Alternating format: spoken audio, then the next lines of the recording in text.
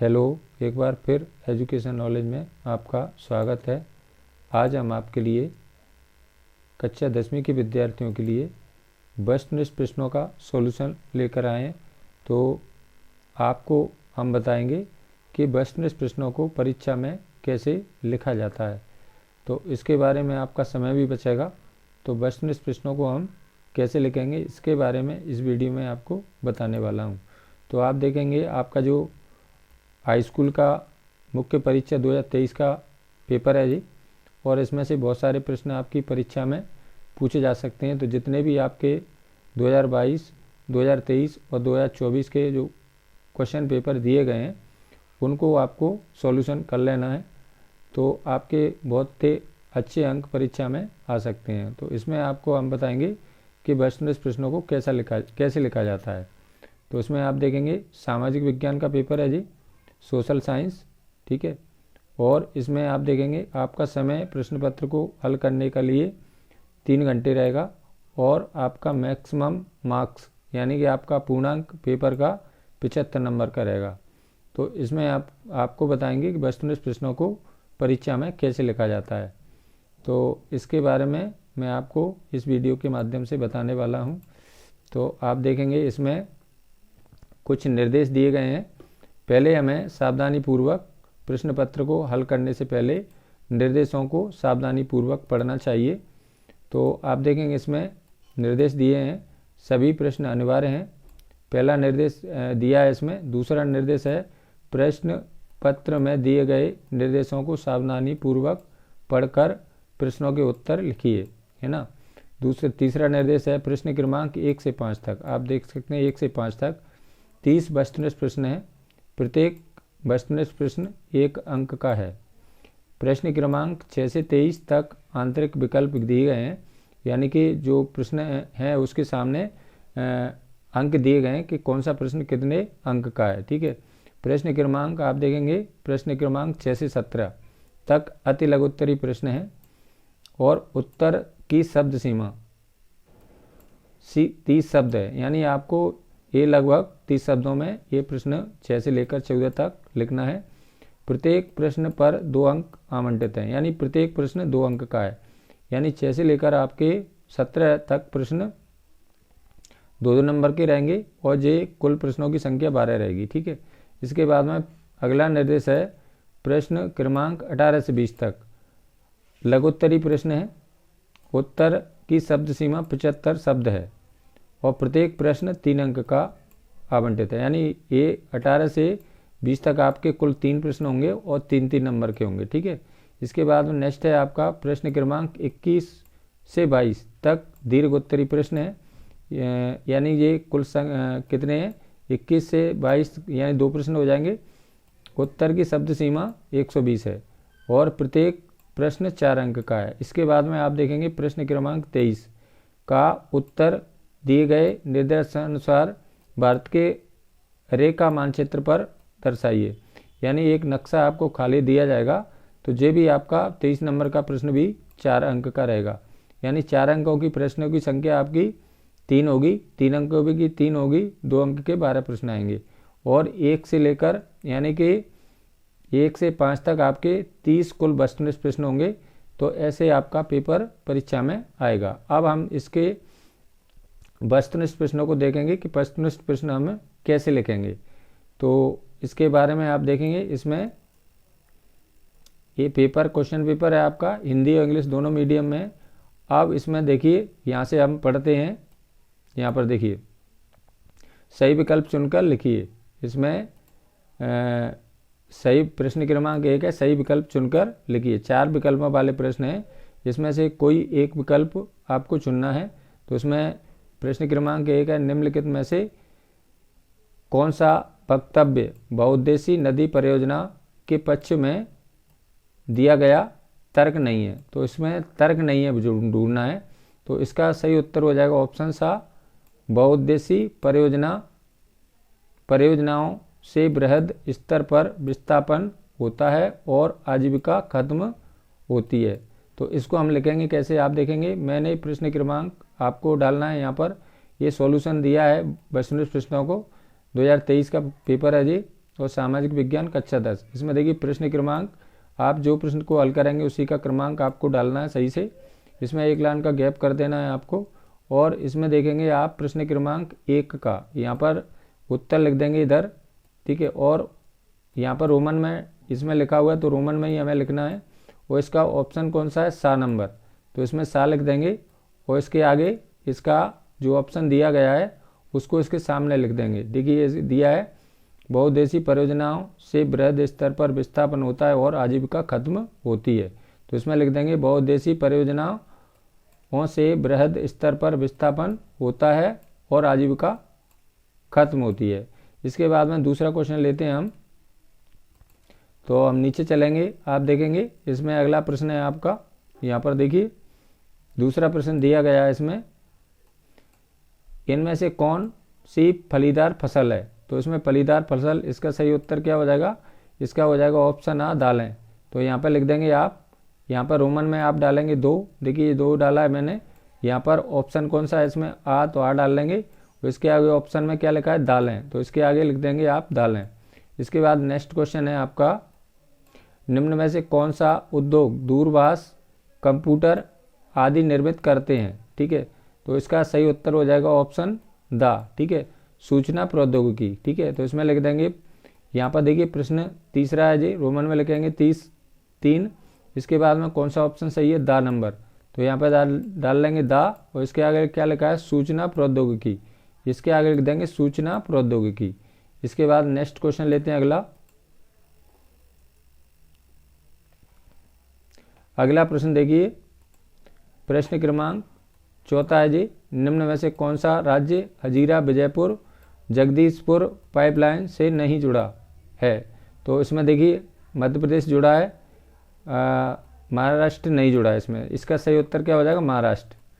इसमें क्या पूछ रहा है, हजीरा विजयपुर, तो हजीरा आप देख सकते हैं गुजरात में है, विजयपुर मध्य प्रदेश में, और जगदीशपुर उत्तर प्रदेश में है, ठीक है। तो क्या नहीं जुड़ा ये पता करना है आपको। तो क्या नहीं जुड़ा है इसमें, महाराष्ट्र नहीं जुड़ा। तो इसका सही आंसर क्या हो जाएगा, महाराष्ट्र हो जाएगा। तो इसका लिखेंगे 4 डालेंगे यहाँ पर रोमन में। और इसका ऑप्शन कौन सा है, बा लिखेंगे, बा लिख देंगे। यहाँ पर क्या लिखा है, महाराष्ट्र, तो इसके आगे लिख देंगे महाराष्ट्र, ठीक है। इसके बाद नेक्स्ट क्वेश्चन लेते हैं अगला।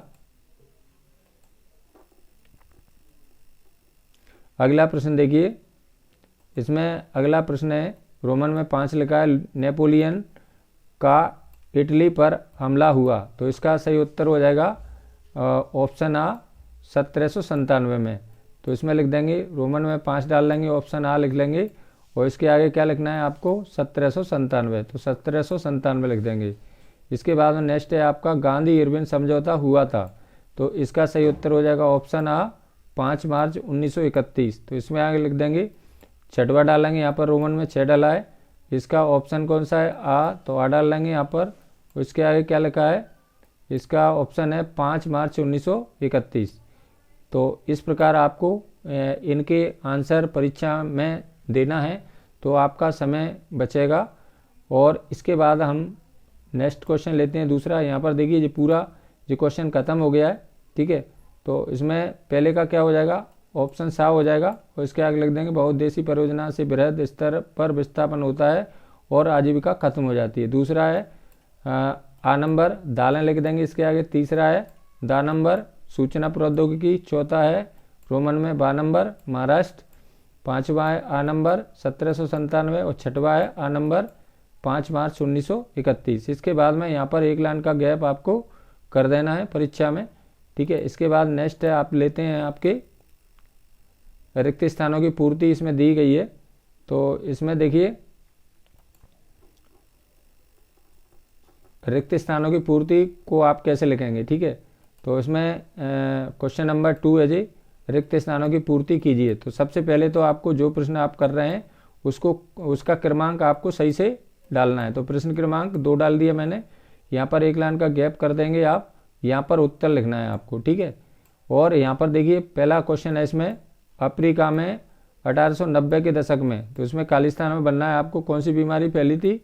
इसमें पहली थी रिंडरपेस्ट, ठीक है। जो इसका नंबर 1 डालेंगे यहाँ पर रोमन में, यहाँ पर देखिए, और इसके आगे लिख देंगे रिंडरपेस्ट।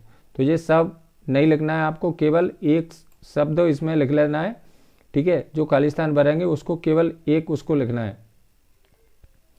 इसके बाद आपको दूसरा क्वेश्चन है, इसमें पूछा गया है आपका दूसरा प्रश्न, औसत आय को, तो इसमें आपको खालिस्तान में क्या आएगा, इसका सही उत्तर हो जाएगा प्रति व्यक्ति आय, ठीक है। औसत आय को और क्या कहा जाता है, प्रति व्यक्ति आय भी कहा जाता है। तो इसमें क्या भरेंगे, इसका उत्तर हो जाएगा प्रति व्यक्ति आय, नंबर 2 डालेंगे रोमन में, और इसमें क्या भरेंगे आप, यहाँ पर लिख देंगे केवल प्रति व्यक्ति आय।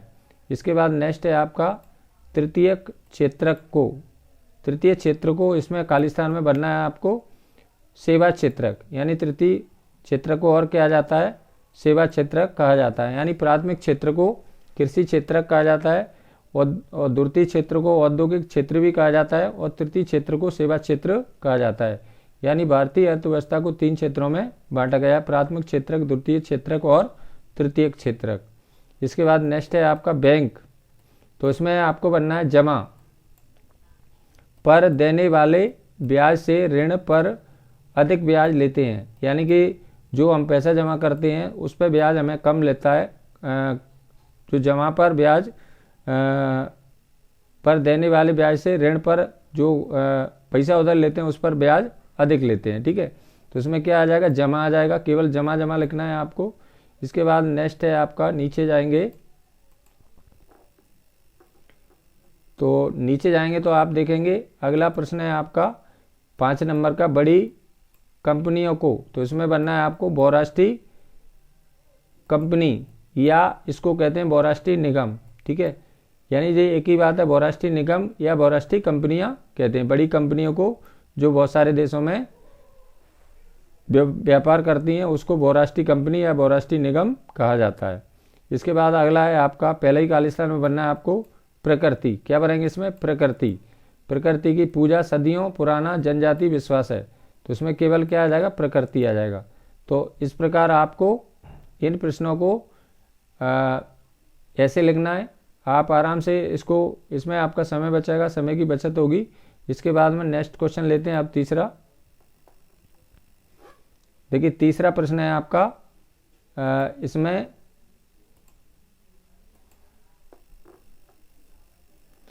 इसको जोड़ियों को आपको कैसे लिखना है, तो देखिए जोड़ियों को यहाँ पर सही जोड़ी मिलाइए, ठीक है। तो इसमें देखिए पहला क्वेश्चन है इसमें मोटर गाड़ी उद्योग, तो इसका सही उत्तर क्या हो जाएगा, इसका उत्तर हो जाएगा गुरुग्राम।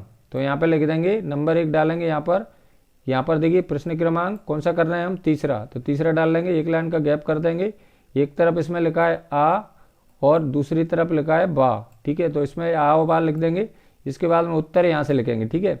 इसमें देखिए पहला नंबर 1 काय में डाला है, 1 2 3 4 में, तो 1 डाल लिया हमने, और मोटर गाड़ी उद्योग, तो इसके आगे डैश करके आपको लिखना है, इसका सही उत्तर क्या हो जाएगा, इसका हो जाएगा गुरुग्राम, ठीक है।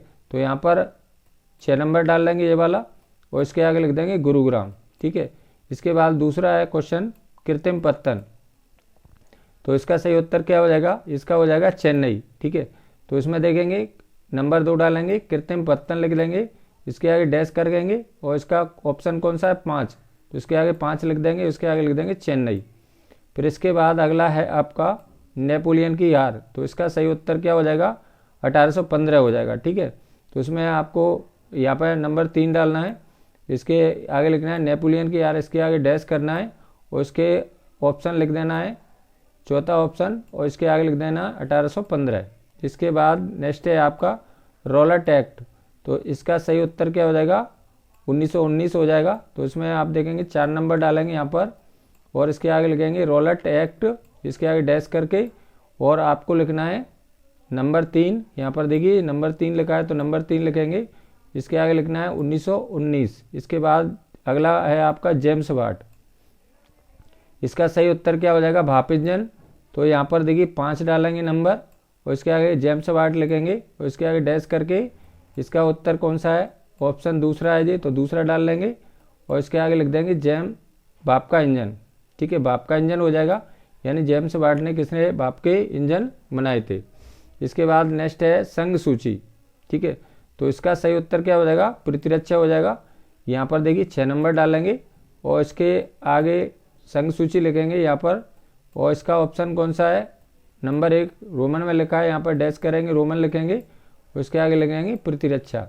तो जोड़ी हो यानी टेबल को आपको हमेशा आमने सामने लिखना है। इसके बाद नेक्स्ट है आपका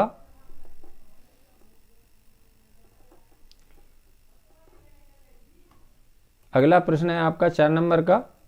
तो इसको सत्य सत्य को कैसे लिखना है हमें देखिए, इसमें सभी प्रश्नों को हमें शॉर्ट में लिखना है। तो इसमें देखिए क्वेश्चन नंबर ये वस्तुनिष्ठ प्रश्न है उसको हमें शॉर्ट में ही आंसर देना है, जो इतना ही लिखना है बस। इसके बाद में सत्य अवलेख असत्य लिखिए। यानी इसमें पहला क्वेश्चन है लोकतंत्र में सभी नागरिकों को एक ही वोट का अधिकार है। तो ये सत्य हो जाएगा। आप देखेंगे यहाँ पर प्रश्न क्रमांक कौन सा कर रहे हैं हम, अब 4 कर रहे हैं। तो यहाँ पर प्रश्न क्रमांक 4 डाल लेंगे। इसमें एक लाइन का गैप करना है आपको, यहाँ पर उत्तर डाल देना है और यहाँ पर नंबर 1 का उत्तर क्या हो जाएगा, इसका हो जाएगा सत्य। इसका सत्य हो जाएगा। तो यहाँ पर केवल आपको कितना लिखना है, सत्य लिखना है बस। इसके बाद दूसरा है हरियाणा राज्य की प्रति व्यक्ति आय सबसे अधिक है। तो इसमें नंबर 2 रोमन में लिखा है, रोमन में ही लिखेंगे हम। और इसके आगे केवल आपको कितना लिखना है, सत्य। ये सत्य हो जाएगा। पहला भी सत्य हो जाएगा, दूसरा भी सत्य। अब तीसरा है, अगला है मनरेगा का कानून 2005 में लागू किया गया। तो ये भी आपका सत्य हो जाएगा। नंबर 3 का यहाँ पर देखिए ये भी सत्य हो जाएगा। तो ये सत्य लिख देंगे, इसका केवल इतना लिखना है आपको। अगला क्वेश्चन है कोलकाता एक समुद्री पत्तन है। तो ये असत्य हो जाएगा। तो यहाँ पर नंबर 4 डालेंगे रोमन में, देखिए यहाँ पर। और इसके आगे क्या लिखेंगे आप, असत्य। केवल इतना लिखना है आपको, ठीक है। इसमें बच्चे बहुत सारी गलती करते हैं, तो आपको गलती अब नहीं करना है परीक्षा में। परीक्षा का समय बहुत ही नज़दीक है आपका। अब इसके बाद नेक्स्ट है आपका देखिए अगला प्रश्न है आपका जनवरी 1923 में असहयोग आंदोलन और खिलाफत आंदोलन शुरू हुआ। तो ये असत्य हो जाएगा यहाँ पर। तो इसका देखिए 5 नंबर डालेंगे यहाँ पर, इसके आगे लिख देंगे असत्य।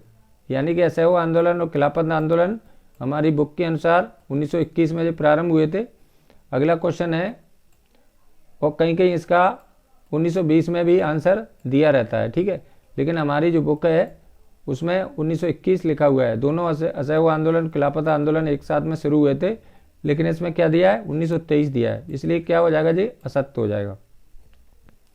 अगला क्वेश्चन है 18वीं सदी तक महीन कपड़े के अंतर्राष्ट्रीय बाजार पर भारत का दबदबा था। तो ये भी क्या हो जाएगा, ये नंबर डालेंगे 6, इसके आगे सत्य लिख देंगे। तो केवल आपको इसमें ऐसे इसके आंसर आपको परीक्षा में लिखना है, इससे आपकी समय की बचत होगी। अब हम इसके बाद में नेक्स्ट क्वेश्चन है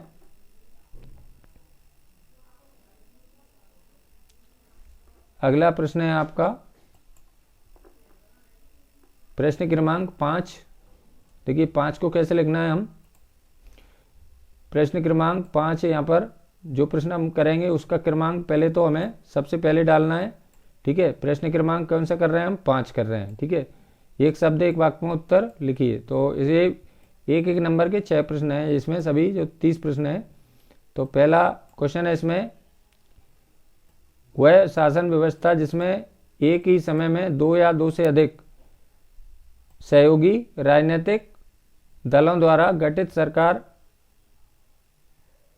क्या कहलाती है। यानी उसको हम क्या कहते हैं, जब 2 या 2 से अधिक, जब एक राजनीतिक पार्टी को बहुमत न मिलने पर 2 या 2 से अधिक राजनीतिक पार्टियां मिलकर सरकार बनाती हैं, तो उसको क्या कहते हैं हम। इसका उत्तर लिखेंगे। नंबर 1 रोमन में डाला है तो रोमन में ही डालेंगे हम। यहाँ पर गैप कर देंगे एक लाइन का, ठीक है। इसमें इसके आगे लिख देंगे गठबंधन सरकार, इसको हम साझा सरकार भी कहते हैं। इसके बाद दूसरा है, उस प्रक्रिया को क्या कहते हैं जिसमें लोग ग्रामीण क्षेत्रों से नगरों की ओर पलायन करते हैं, ठीक है। तो उसको कहते हैं नगरीकरण।